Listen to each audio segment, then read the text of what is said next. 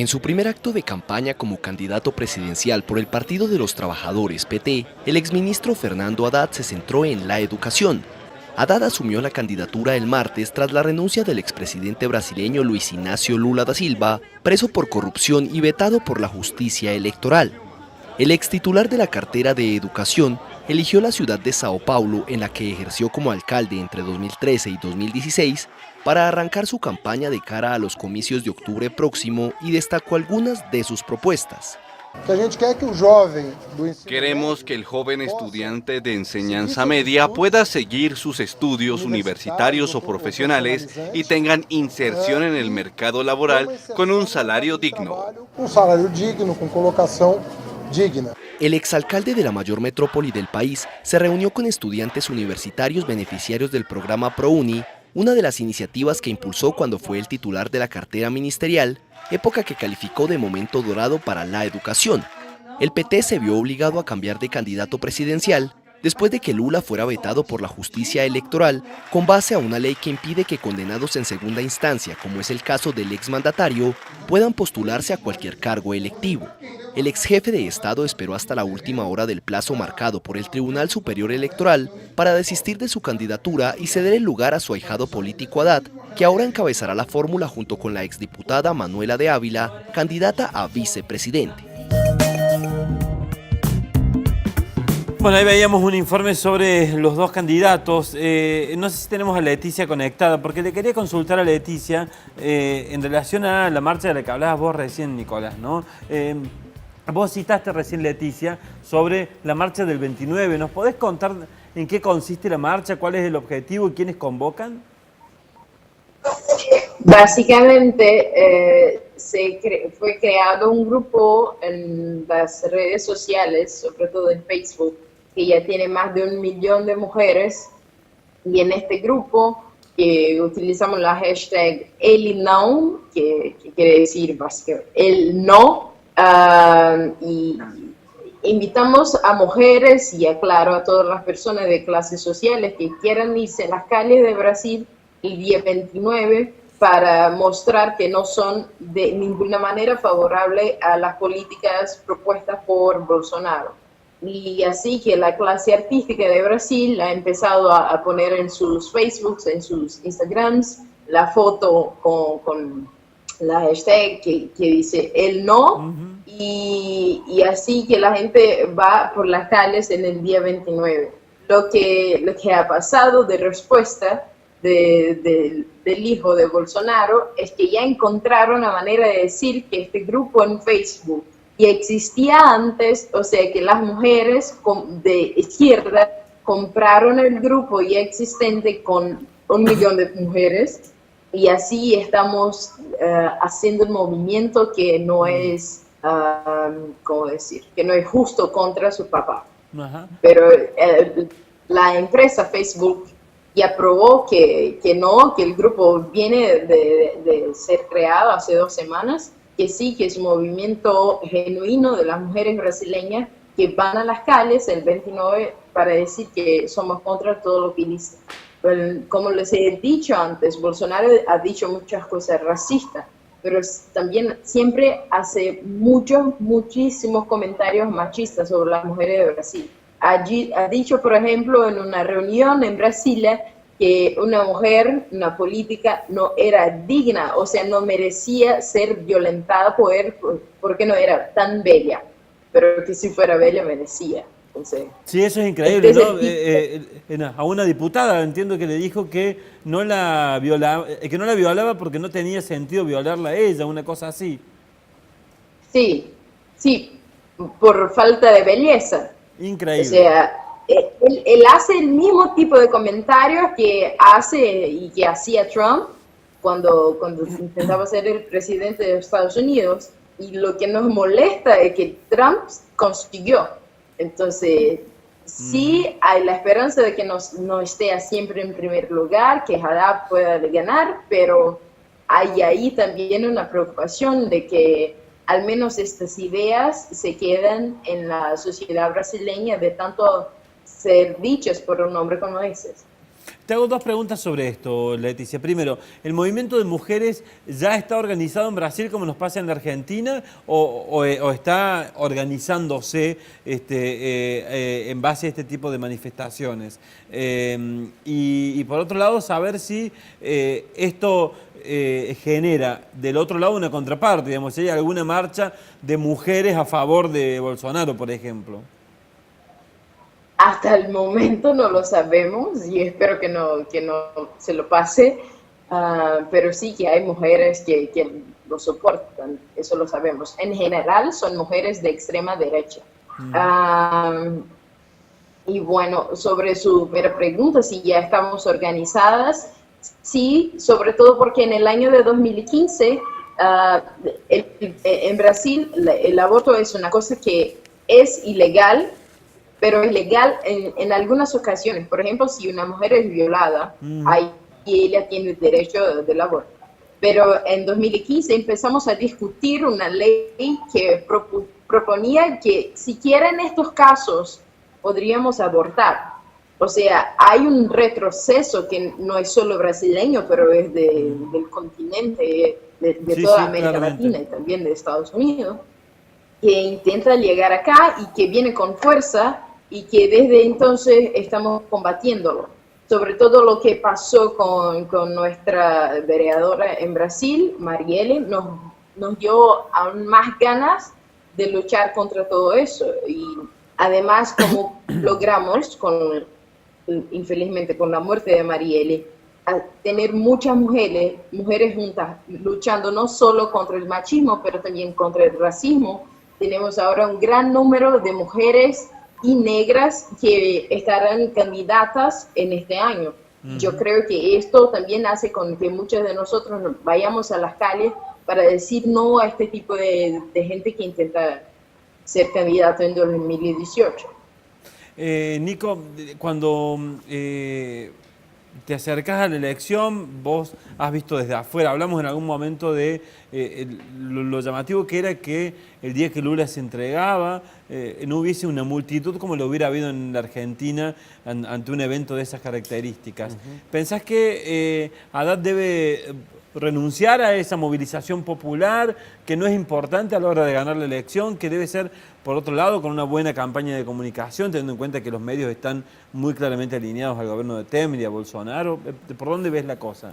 No, a ver, a mí me parece, si bien no hay que interpretar la realidad brasilera con los esquemas argentinos, porque se trata de dos sociedades diferentes, me parece que la importancia de la movilización popular es un principio político transnacional. Digamos, no me parece que haya que renunciar a eso. Aun cuando, como lo hemos charlado en algunas oportunidades, si uno hace un juego de espejos entre Argentina y Brasil, rápidamente se da cuenta que Brasil tiene menos tradición de movilización popular en la calle.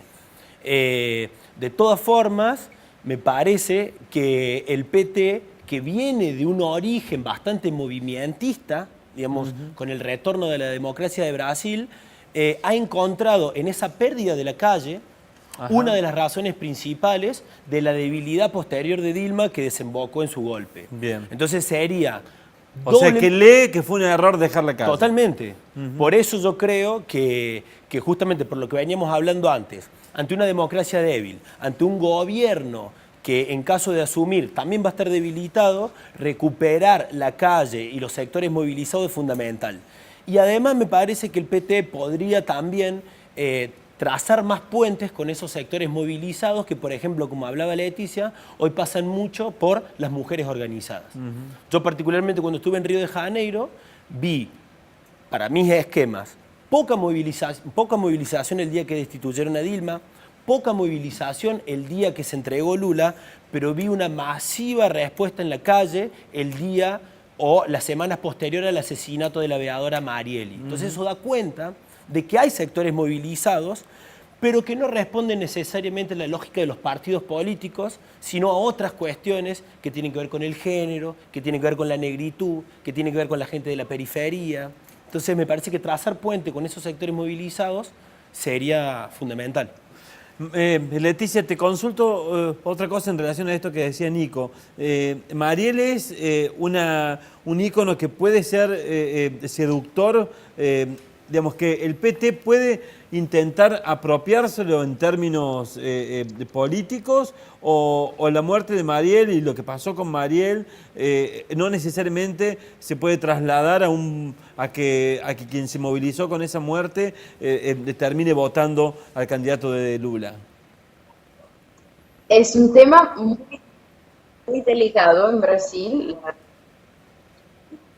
¿Me escuchan bien? Sí, sí, te escuchamos, te escuchamos. Yo escucho mi voz 2 veces. Sí, sí, te escuchamos bien. Perfecto. Es un tema muy delicado porque Marielle nunca ha participado del Partido de los Trabajadores, y también porque toda la esperanza que teníamos mientras sociedad de trabajadores era que el efecto Lula y Dilma, que su gobierno sería siempre direccionado a estas clases más trabajadoras, que tenían siempre diálogos con las mujeres, con los negros, con los indígenas y con los quilombolas y todo eso. Pero al fin, como Nico ha bien dicho, hemos visto que para tener gobernabilidad intentaron y de verdad trabajaron tanto con otros partidos como PMDB, que al fin les dieron mucho espacio. La prueba final es que tenemos Temer como presidente del día del país. Y creo que hoy día PT tiene como una vergüenza de apropiarse de algunos de estos temas, porque sabe que al fin nos han dejado por los últimos años sin siquiera tocar en el asunto con tanta fuerza como antes. Entonces, por ejemplo, utilizar el nombre de Marielle sería algo muy, muy delicado para el Partido de los Trabajadores, pero hay otros partidos de izquierda que están haciéndolo, que están utilizando su voz, que están utilizando cosas que ella decía, mismo su foto, y muchas mujeres que vinieron ahora en 2018 con ideales que son muy próximos a lo de ella. Pero, y esto incluso es un problema si vemos del punto de que la izquierda brasileña también está dividida entre la gente que aún apoya el PT, los otros que apoyan los partidos de izquierda, que ya está más involucrado con las cuestiones del feminismo y las cuestiones de la lucha ante el racismo, por ejemplo. Un nombre como Marina Silva y Gómez, por otro lado, ¿a qué sectores representan? ¿Se los puede identificar de alguna manera en este panorama electoral, Leticia? Marina, siempre tenemos incluso una broma interna en Brasil, que es siempre difícil saber a cuál sector podemos identificarlo, porque siempre cambia, ¿no? Porque incluso en las últimas elecciones no podemos nos olvidar que ella en el momento de escoger entre apoyar Dilma o el otro el candidato de Minas Gerais, Aécio Neves, ella ha escogido a Aécio, que se ha probado como un hombre que estaba completamente envolvido en las cuestiones de mensalón y que, bueno, y hoy día ella cuando es preguntada sobre eso dice, a la época yo no sabía y por eso lo escogí, pero lo problema con Marina es que siempre cambia mucho de ideas, y estas ideas que tienen, por supuesto, tiene que ver con la gobernabilidad que intenta tener si un día va a ganar como presidente del país. Pero de otra manera, yo pienso también que tenemos que tener mucho cuidado con lo que decimos sobre Marina, porque hay un poder de la derecha que nos hace ver y pensar cosas de ella que tal vez sea un discurso legítimo para decir que ella no es capaz de ser la presidenta del país, y tal vez haya mucho de machismo en eso también. No solo de machismo, pero de racismo, porque es una mujer de piel oscura. Entonces, qué interesante. ahí está toda esta problemática con Marina. Con Ciro, es un hombre que es súper central. Hoy día yo creo que muchos de nosotros brasileños le miramos como la opción menos peligrosa, porque no es tanto la de derecha, siquiera tanto la izquierda, o sea, si gana alguien que es súper de izquierda, la derecha y la gente que votó por Bolsonaro que puede sacar y Dios sabe lo que van a hacer en las calles. Si tenemos Ciro como presidente es una opción más tranquila, pero al mismo tiempo Soubise, que es la mujer que podría tener un poder de Temer en el futuro, es alguien que ya estaba trabajando en el gobierno Dilma y que hacía exactamente este papel de la derecha fuerte en su gobierno. Entonces, votar en Ciro, irse a las urnas en octubre para decir que Ciro es el presidente, es de alguna manera también votar en Soubise y tenemos miedo de lo que pueda pasar con ello. Sí, es increíble cómo tenemos dudas de lo que hacer esta vez, porque las opciones no están claras para nosotros. Y Nico, siguiendo esta misma lógica, cuando se habla de los partidos vinculados con los movimientos religiosos, ¿no? La Iglesia Universal conocemos acá, no sé si es la misma Iglesia Universal de Brasil. ¿De qué postura están teniendo? ¿Se han alineado con Bolsonaro directamente? ¿No? ¿Están con Temer? O por lo menos uno entiende que están muy cerca de Temer. ¿Hoy qué postura tienen?